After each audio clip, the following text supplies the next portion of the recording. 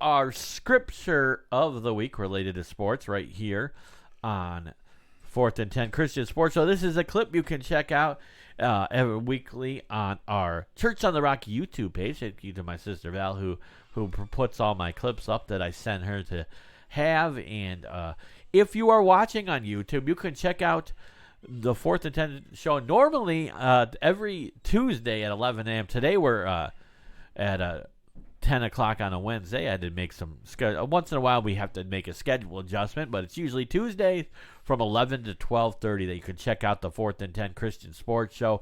If you want to hear, you can go back on check out our clips on the whole shows. Also, I have it on you can go to my page, Nigel Delbert, or to Core Radio page, and check out any parts of the show that you'd like to do.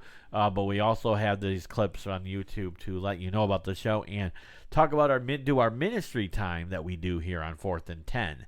And today we're going to be talking about being called to new things. The topic is being called to new things. Both me and my dad are going to share some stories about being called to new things that happened in our lives. And our scripture of the week is Matthew 4, verse 19, which says, "Come, follow me," this Jesus said, "and I will send you out to fish for people." Or some versions say, that sounds weird, or I will make you fishers of men. That's a weird version. I will send you out to fish for people. I'm gonna go get my fishing pole and see if I can catch any people out of Onondaga Lake Park. I'm gonna go over there, and go over to Oneida Lake, see if I can catch out. Oh, look at there's. I think I found Bob. No, you're gonna fish for people. But anyways, yeah, we kind of meaning witness to people and being example. We talked a lot about baseball today here on the 4th and 10 Christian Sports Show. One of the coolest moments in baseball is when a prospect gets called up to the major leagues. Now, this happens a lot in our area because the Syracuse Mets, has a AAA farm team for the New York Mets. And they've been for the Washington Nationals in the past, and the Blue Jays. That's how I became a Blue Jays fan. As growing up, they were always, for years and years and years, they were the call up for the Toronto Blue Jays. So you could have a prospect that had been grinding in the minor leagues, including long bus rides, and not making a whole lot of money, whether you're in single A, double A, triple A. Having to have a second job. Yeah, basically like. It's a grind up, that's kind of like in church, containing like discipleship 1, discipleship 2, discipleship 3. You have to work your way up until you can get to that level where you're in major leagues. So sometimes you start in the single A and work your way up. That includes long bus rides, small stadiums, tiny paychecks, and then one phrase can change everything. You're going to the big leagues. And I'm not talking about Big League Chew. Remember that weird gum? That was kind of nasty in that little bag back in, the 80s and 90s. But anyways, in recent years, we've seen more in-office meetings where AAA manager reveals the big news. Oftentimes, the social media team films the moment to share the player's reaction or records a player sharing the news to their family. Those are some pretty cool moments, emotional moments. For those players, the call isn't just about playing baseball. It's about stepping into a new identity and a whole new stage of their life. You could go from making, some thousands to millions of dollars within a year or two. It's the realization that the dream is now a reality, and all their hard work and patience has paid off. So that is an example and reminds us of what it's like when Jesus called his first disciples. Now, let's be honest. The guys that Jesus called were not like, these were not the scholars. These were not like all the most educated guys in the world. He went and got fishermen. He went and got a tax collector in Matthew. He found these normal guys from normal life and called them to be disciples. They weren't on a diamond, but on fishing boats.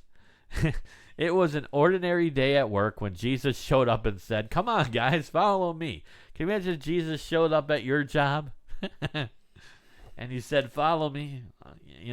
Just drop everything and follow me. That's got to be a lot harder said than done. And with those words, everything changed. They left behind their nets to follow Jesus. Their livelihoods and life they always knew became because they had often been called to something greater. Obviously, a few of them even wrote books in the Bible. Including Matthew, Mark, Luke, and John, who are all disciples. And they wrote books. John wrote Revelation and talked about that. So you had them become disciples. You had Peter, and all the things that Peter did, and all the mistakes that Peter made. But at the same time, he also, led people in the day of Pentecost and saw thousands of people come to be saved. Yeah. God calls us too, is the point we're making here. Sometimes it's big, obvious moment, a new job, a new city, a new relationship that changes everything. Other times it's quiet, daily faithfulness, serving in our church where maybe nobody sees, like kind of behind the scenes. You might be you're working here at the church thrift store or the food pantry, or here at even on the radio, where a lot of people don't know all the shows and stuff that we do here. Or encouraging a friend or showing patience at home. Either way, the call is the same. Follow Jesus. Step into what he's prepared you for.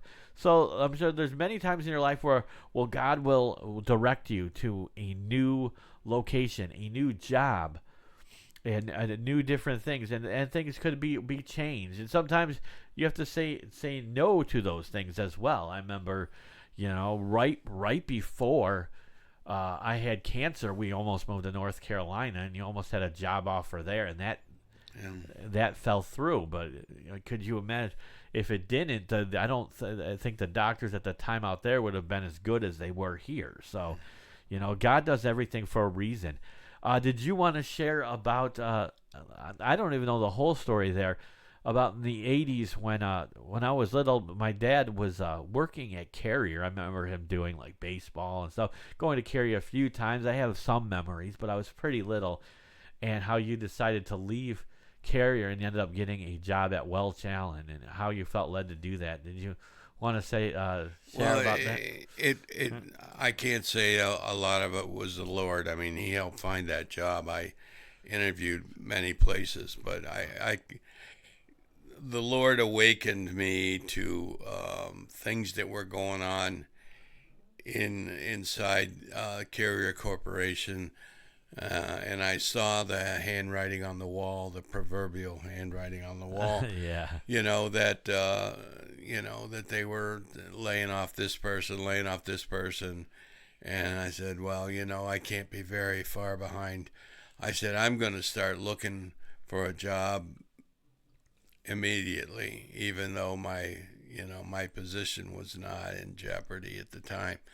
So, I did that. And I went quite a few places, and the Lord led me to go out to Welch Allen, and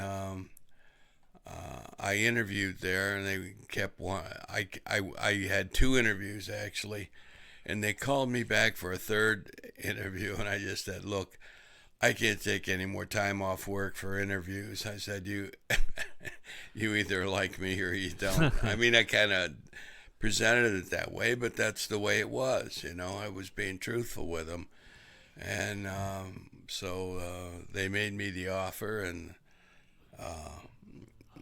that was great. Yeah, it was great, and the people at Carrier weren't very happy, but like I said, the handwriting was on the wall, and it wasn't 6 months from that, a year, that Carlisle Compressor Company and that whole division of Carrier was moved south, and it just wasn't there anymore. It was an empty parking lot. Jeez, yeah. So that was good discernment that you needed to get out of there. Right. So God knew that this was going to happen, and He helped me, and so I spent 32 years with Welch Allen. Yeah, and ended up retiring, even though it was under a different company, but it was pretty much the same Yeah. thing. There at the end, they kept buying and selling different things, changing ownership. But I had a very successful career there.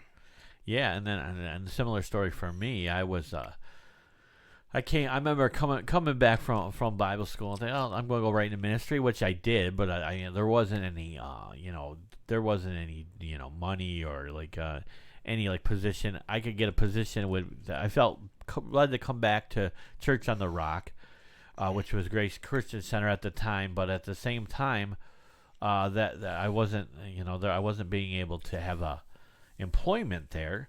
And I worked my second year at Bible school. I worked at Arby's, and I remember the Lord telling me to go to the Arby's on the Boulevard and apply, and I'm like, I didn't hear that. No. and I did, and I did a lot of things there. I witnessed to people there. I saw God do things. I did I did 2 different weddings from people that worked at Arby's, and I got to work on pastoral things there. And then in 2005, I finally got released from there, and Pastor Jeff was a guy that could hire at Arise. It was a job that I am now, and he hired me in 2005, November 7th of 2005, and he thought I'd be good at like mentoring one-on-one with guys. And I am coming up on my 20th anniversary. Yeah.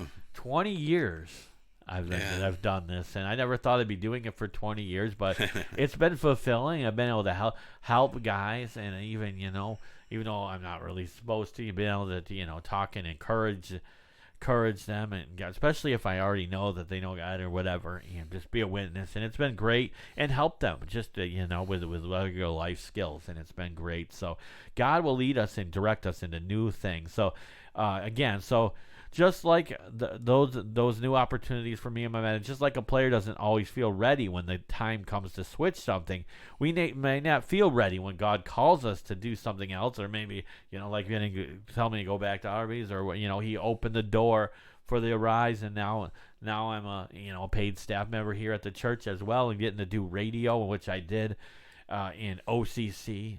But His invitation is based not on our perfection. It's based on His power. He equips us as we go. So the question isn't whether we're ready. The question is, will we say yes? When God calls us and He does something that maybe we don't understand, will we go to it? Will we say, I will follow Jesus? I will witness to people. I will, I witnessed to the people that I was supposed to witness to. God had me do a few things. He didn't release me to leave that job at Arby's until I was done doing everything I was supposed to do there. And that's how He was. He wants you to be fishers of men, as it says here in Matthew 4:19.